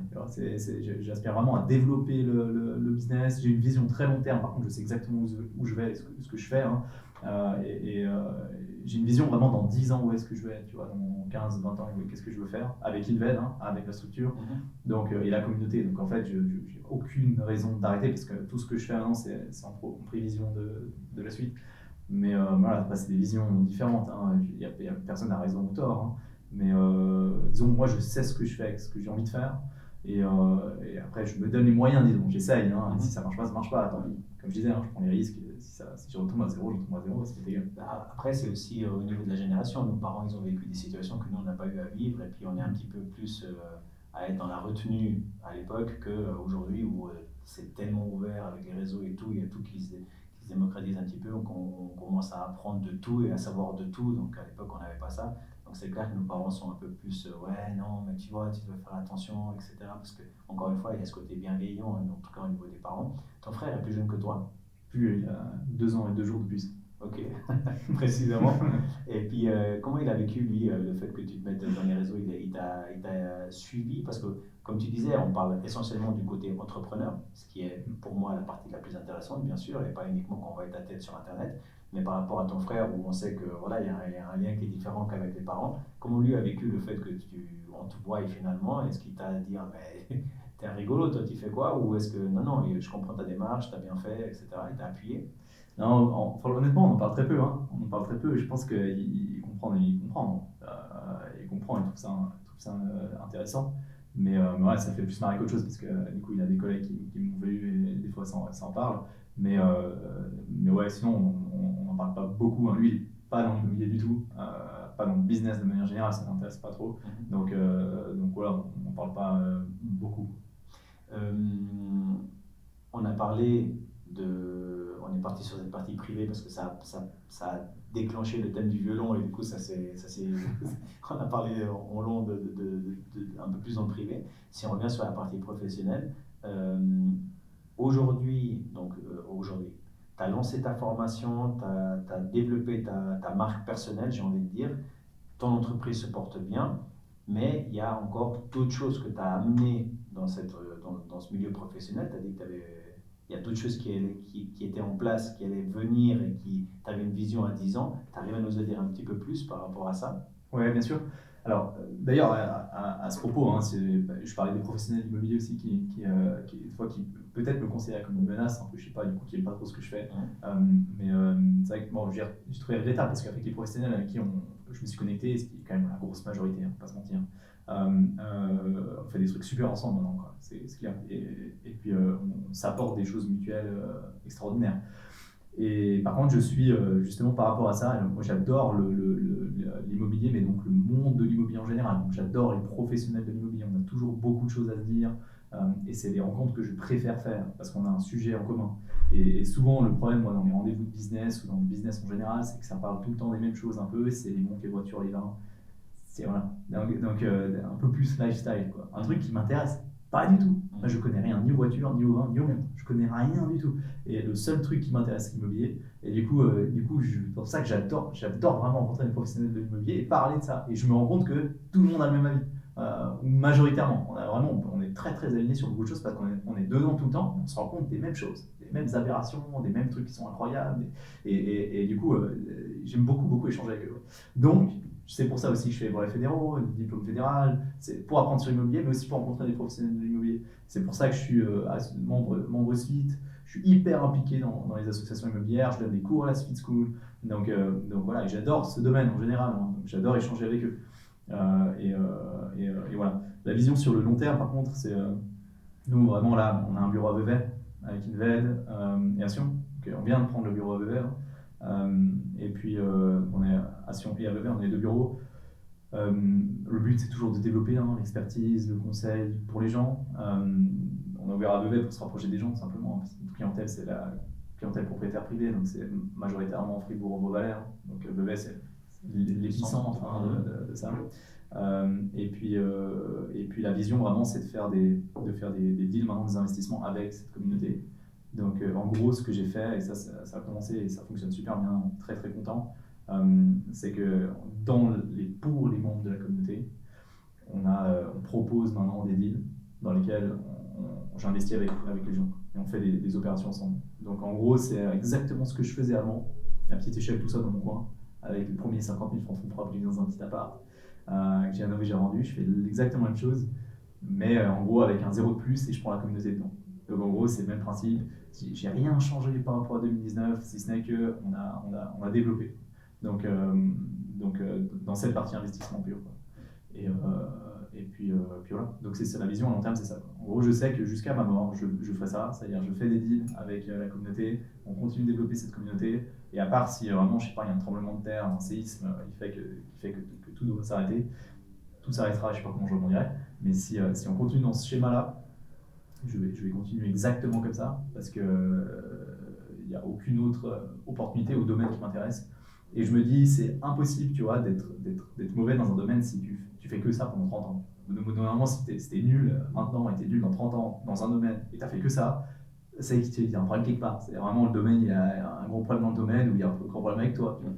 Donc je me dis, je peux pas être mauvais dans l'immobilier si je fais que ça pendant 30 ans. Plus de ça m'intéresse vraiment beaucoup. Et il n'y a que ça qui m'intéresse. Je ne sais pas comment expliquer d'autre. Donc j'ai eu beaucoup de chance. Du coup, j'ai la chance effectivement de vivre de ma passion, si on veut. Mais je fais strictement que ça, jour et nuit. Et donc voilà, je me dis que ça peut que marcher sur le long terme. Mais la vision, elle est super claire. Il va continuer à développer. Et puis maintenant, le club deal avec les membres, c'est réservé pour les membres de cette communauté qu'on a mise en place, qui m'a fait confiance, qui me fait confiance, et avec laquelle je veux bosser, quoi. Donc, qui est intéressé par l'immobilier, qui pense comme moi, qui voit comme moi. Et donc, on fait des opérations ensemble, c'est génial. C'est juste que je pourrais faire ça avec des potes, sauf que j'ai plein de potes, quoi. Si je reviens par rapport à ce que tu viens de dire, il y a deux axes là que tu vas développer. Il y a cette partie où on peut investir, deux axes que tu veux développer, ton entreprise, bon ça de toute façon, mais la partie où on peut investir avec toi, tu arrives à m'en dire un peu plus comment ça fonctionne? C'est-à-dire que moi, si maintenant j'aimerais investir avec toi, comment ça se passe? J'en parle très très peu, c'est super privé parce que c'est très très réservé aux membres de cette communauté. Le strict minimum, je n'ai pas besoin d'avoir toutes les infos bien sûr.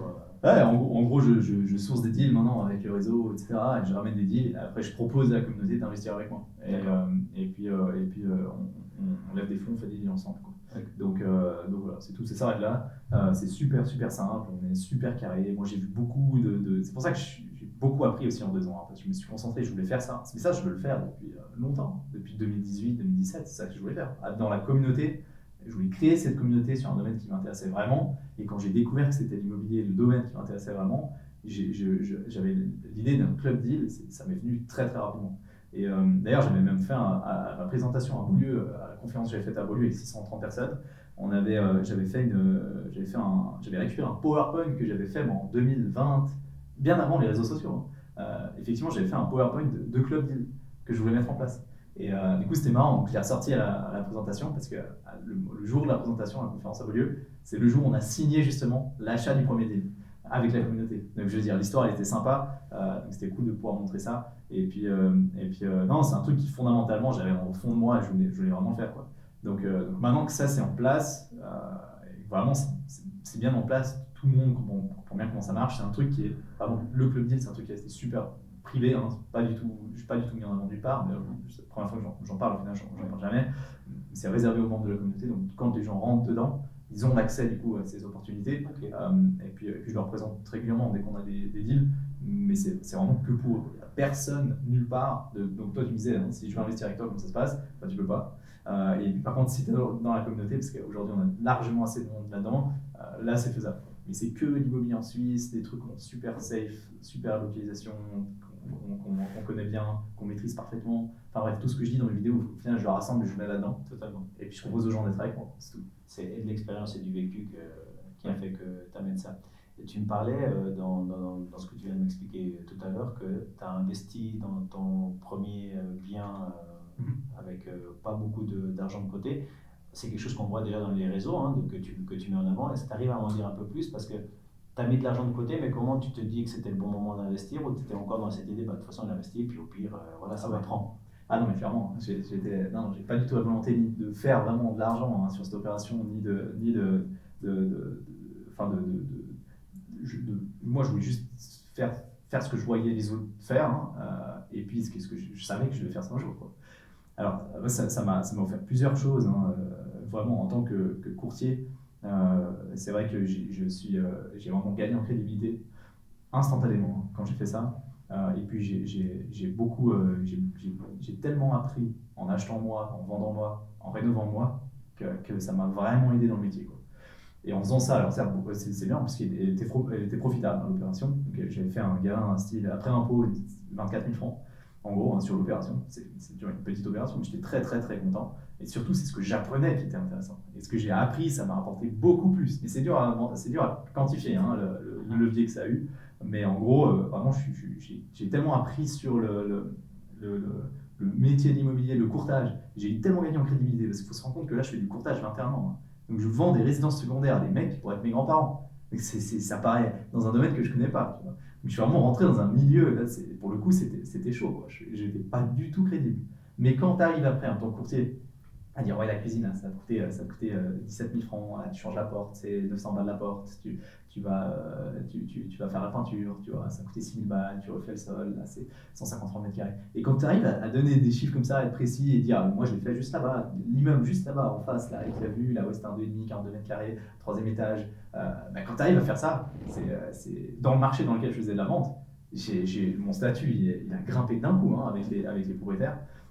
Et les vendeurs, et du coup c'est comme ça que vraiment j'ai vraiment gagné beaucoup de temps, quoi. Et après c'était profitable, en plus super intéressant, donc j'ai vraiment développé cette partie achat et revente, hein, vraiment trading au final, mais avec de la rénovation, hein, quand même, la valeur ajoutée dans ces opérations. Et puis voilà, c'est comme ça que j'ai commencé à faire. Donc ça m'a appris beaucoup dans le métier de l'immobilier, beaucoup en tant qu'investisseur, hein, en gros, un peu jouer avec mon argent, voir ce que ça fait. Au final c'est que des chiffres, si je perds tout, je perds tout. Et puis aussi, je dois quand même dire que j'ai pu le faire en faisant des travaux, un peu grâce à mon CFC, hein. Ça, c'est marrant, mais c'est parce qu'en étant dans l'électricité de base, c'est pour ça que j'étais dans l'électricité à la base, hein, c'est que la construction, ça m'intéressait. Et je me disais, en gros, installateur électricien, hein, c'est le métier de l'électricité à l'intérieur, ce qui est extraordinaire, c'est que tu vois toutes les étapes d'une construction. À la base, au radier, quand il n'y a rien, tu es là. Tu es là pour la mise à terre.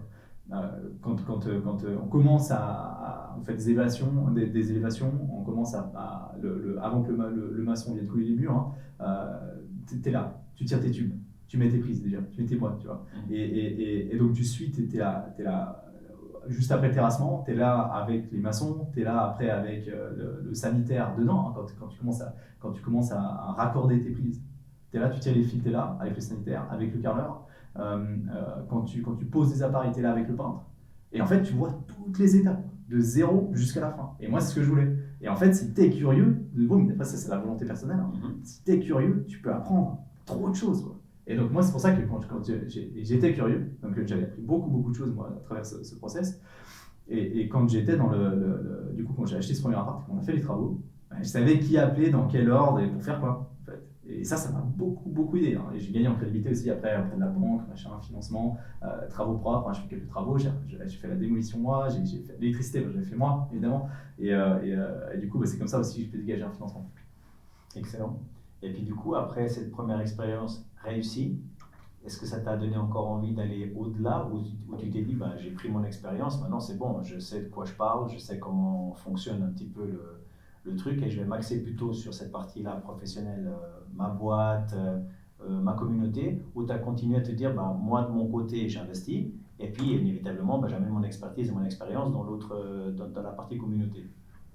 Alors à ce stade, j'ai pas de communauté du tout. Hein. À ce stade, j'ai pas de brevet, pas de communauté, je suis dans le courtage. Donc là, je continue de faire des deals comme ça, des petites opérations comme ça. Et puis des fois, je dis des deals qui sont plus rapides. Hein. J'achète, je revends immédiatement. Tu vois, tu es dans le marché, tu as les yeux dedans, tu es focalisé là-dessus. Tu peux trouver des opportunités sympas, tu sais comment négocier, etc. Donc j'ai vraiment développé ça. Et puis on parlait du courtage. Mais là, à ce moment-là, j'ai même pas commencé le brevet, hein, la première opération. Mais quand j'ai terminé la première opération, c'était en septembre 2020, je crois. Par là, c'était en 2020 j'ai fait la première opération. En novembre, j'ai commencé le brevet. Donc après, j'ai commencé le brevet. Et en parallèle, par contre, du brevet, j'ai continué ces opérations, j'ai fait le brevet, je faisais le courtage. Et après, à la fin du brevet, l'histoire de la communauté, des réseaux sociaux, c'est arrivé à ce moment-là. Excellent. Aujourd'hui, avec la charge de travail que tu as, ton entreprise, les réseaux, tu disais que ça prenait quand même passablement de temps, le fait de développer cette entreprise et de continuer à amener du contenu de qualité dans les réseaux, tu me dis que tu veux te lancer, tu veux reprendre le violon. Et, au niveau du temps, c'est quoi ta coupure à toi pour te dire je sors un petit peu, parce que là quand je t'entends, quand tu dis je suis focus 150% sur l'immobilier. Ouais. Mais du coup, c'est quoi qui te permet de t'évader un petit peu? Alors, on est au Valais, tu me diras de la randonnée en montagne, c'est pas ce qui manque. C'est pas la randonnée. Mais du coup, c'est quoi, toi, ton échappatoire, hormis écouter de la musique classique? J'en ai pas. C'est pas compliqué, j'en ai pas. T'es focus encore trop parce que tu as trop d'idées à développer encore et c'est quelque chose qui est encore à un stade où tu peux encore l'amener à un niveau supérieur? Ouais, j'ai encore énormément de choses à faire, mais à ce stade, c'est clair que j'ai pas de hobby à part ça. Mais tu vois, ce que je fais, c'est un peu mon hobby, quoi. Donc non, j'ai pas d'échappatoire. Non. À ce stade, ça me dérange pas. Ce qui est plus chiant, c'est surtout après. Je veux dire, tout ce que je fais maintenant, c'est parce que je me dis le jour où justement j'ai une famille, j'ai pas envie de faire ça. Donc c'est surtout pour ça. Maintenant, de nouveau, là j'ai 25 ans, je me dis l'histoire, l'idée, développement familial, c'est plutôt autour des 30 que je vois ça. Donc je me dis, il me reste 3-4 ans vraiment, je peux focaliser à 100%, je focalise à 100%, je fais que ça. Donc pour le moment, je fais que ça. C'est clair que alors c'est pas fait pour tout le monde, hein, c'est sûr, hein, c'est certain. Mais bon, c'est sûr qu'il y a des potes que je vois beaucoup moins, et puis voilà. Mais vraiment, ça me dérange pas parce que en fait, j'aime tellement ce que je fais, ça m'intéresse tellement, j'ai tellement de choses à apprendre encore dans l'immobilier que je me dis putain, j'ai pas assez de temps pour lire ce livre-là, pour regarder ce truc-là, pour reprendre tous mes cours et le relire à zéro. J'aimerais vraiment faire ça, j'ai pas le temps.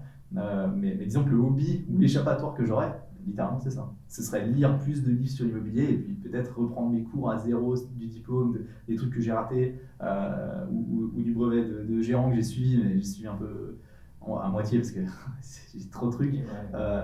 Et j'aimerais reprendre vraiment les cours de zéro et refaire ça. Donc, disons que vraiment ce serait sympa. Fondamentalement, je suis vraiment intéressé par l'immobilier. Parce que vraiment, c'est le seul domaine que je trouve ultra intéressant. Et disons qu'il y a un domaine qui m'intéresse encore maintenant, qui vient se chevaucher un peu là-dessus, c'est la fiscalité. Mais bon, ça va avec l'immobilier, mais c'est la fiscalité immobilière, parce que je trouve extraordinaire comme domaine aussi. Donc disons qu'à l'après-diplôme, j'avais comme objectif, c'est soit quand je termine le diplôme, soit j'apprends l'allemand, soit je fais des cours de droit fiscal. Mais j'aimerais vraiment continuer là-dedans. Mais c'est clair que je vais continuer à apprendre l'immobilier. J'ai aucun intérêt. Tu vois, il y a les marchés financiers, la crypto, ça m'a jamais intéressé. J'en ai rien à foutre. Et tu vois, le Bitcoin est monté. J'ai un gars dans mon bras droit à Shinved, il est fan de crypto, il adore ça. Du coup, on se bat toujours par rapport à ça. Quand je fais une belle opération immobilière, je dis ah, super, tu vois, ta crypto elle a perdu 20% aujourd'hui. Et quand ta crypto elle prend 20% la journée, il me dit ah, super, tu as ton immeuble qui te rapporte 2% par an. Du coup c'est marrant, mais c'est bon enfant. Hein.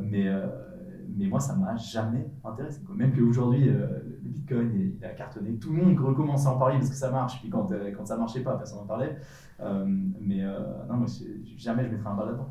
Il y a un truc qui est intéressant dans les gens que j'ai pu interviewer, c'est qu'il y a une telle passion dans ce qu'ils font que la charge de travail qui, pour une autre personne qui serait dans ce milieu, mais qui n'est pas une passion, hein, qui le fait par besoin, serait inconcevable. Ah, mais tu te rends compte, les heures que je passe, etc.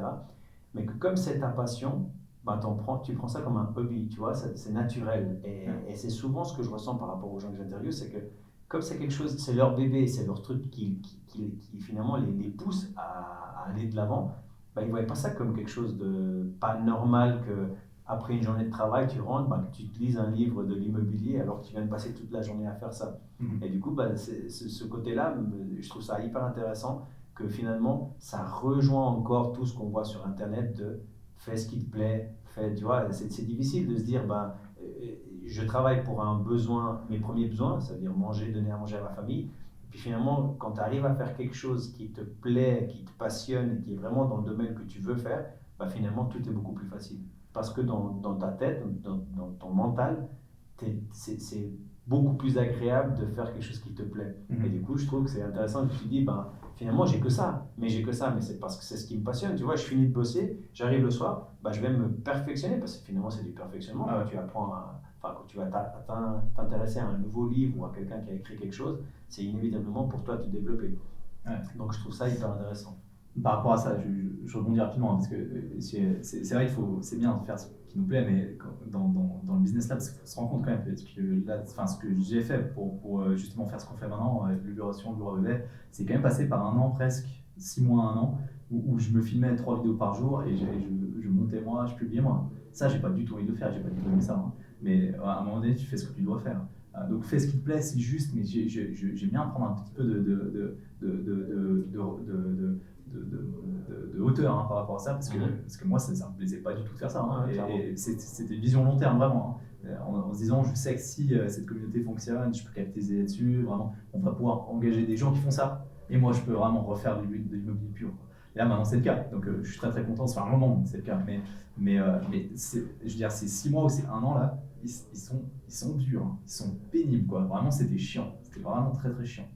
Et voilà, mais maintenant c'est clair que je dois dire, et souvent ça m'arrive, alors ça peut pas être taré, hein, mais quand même souvent le soir, et ça m'arrive d'avoir de la peine à m'endormir parce que j'ai vraiment hâte de retourner au bureau le lendemain. Tu vois. Et c'est comme quand t'es enfant, quand t'as un gamin, tu sais, et puis t'as un tournoi de foot, ou le tournoi des écoles, là. Tu dors pas, t'arrives la nuit, tu vas dormir, c'est impossible de dormir. Tu sais que le lendemain, t'as la journée qui est organisée de fou qui arrive une fois par année, avec tous tes potes, tu vas jouer au foot toute la journée. C'est plein de petits matchs, tu vois. Donc c'est génial et c'est impossible de dormir. Bah là c'est pareil, souvent ça m'arrive. Ouais. Ou alors tu vois le dimanche, j'adore ça. Le dimanche je viens au bureau et j'ai pas d'appel, j'ai pas de rendez-vous, j'ai rien. Je peux focaliser, je peux faire des expertises, je peux faire des vraiment pur immobilier et j'adore ça. Donc voilà, mais après mais par contre c'est vrai que je pense que j'ai été très très chanceux pour trouver ce que j'aime vraiment. Et puis je pense que ça peut que marcher dans le temps parce que vraiment je suis content de faire que ça. Et donc en faisant que ça, évidemment c'est pas possible d'être plus mauvais qu'avant. Donc ça marche maintenant, ça devrait continuer de marcher. Mais je sais que j'ai eu beaucoup de chance parce que c'est pas facile de trouver vraiment la voie. Tu vois. Totalement.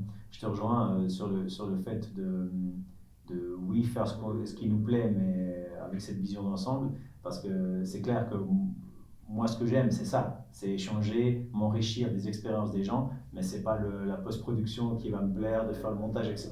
Mais par contre, comme c'est ce moment-là que j'apprécie vraiment beaucoup et que je veux mettre en avant dans les réseaux, de connaître Edouard en profondeur, bah, cette partie-là, je le fais,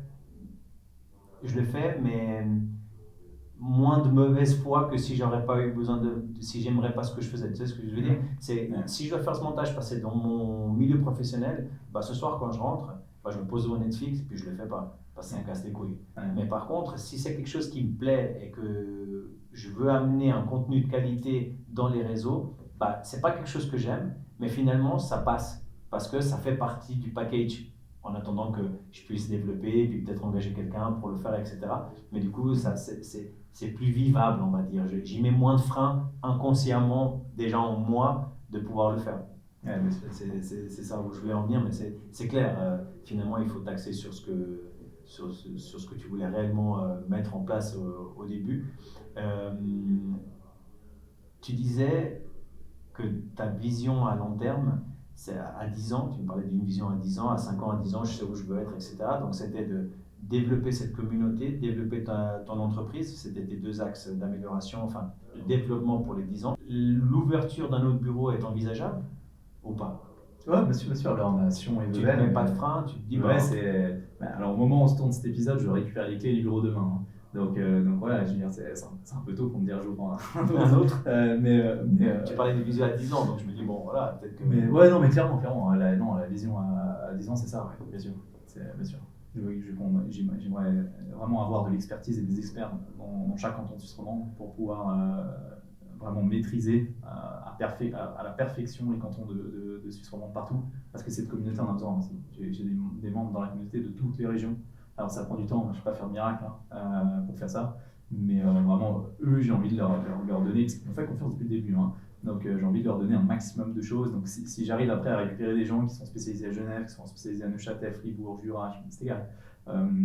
Je les rassemble volontiers, je donne à cette communauté. Donc pour le moment, c'est par des professionnels de l'immobilier qui sont hors de l'INVED interne.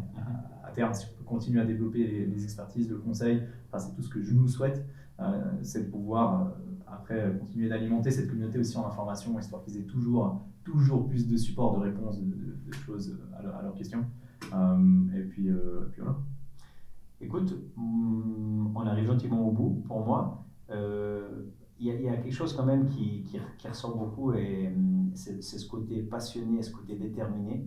Et je trouve que c'est hyper inspirant pour ceux qui pourront voir la vidéo, qui auront l'opportunité de voir la vidéo. Cette détermination et surtout cette passion que tu mets dans tout ce que tu entreprends. Donc bravo déjà pour le chemin que tu as amené jusqu'à aujourd'hui, avec cette volonté de simplifier l'immobilier pour que nous, communs des mortels, on puisse comprendre au maximum cette partie-là. Et encore pour tout ce que tu vas mettre en place pour développer cette partie immobilier, cette expertise et autres dans ton avenir professionnel. Ah, merci beaucoup, merci à toi. Merci pour l'épisode, hein. En tout cas, c'était très sympa, très intéressant. Et c'est vrai que je n'ai jamais parlé vraiment comme ça de moi, parce que c'est souvent moi qui interviewe les gens. Donc l'exercice est intéressant. Merci beaucoup pour l'invitation. Avec plaisir.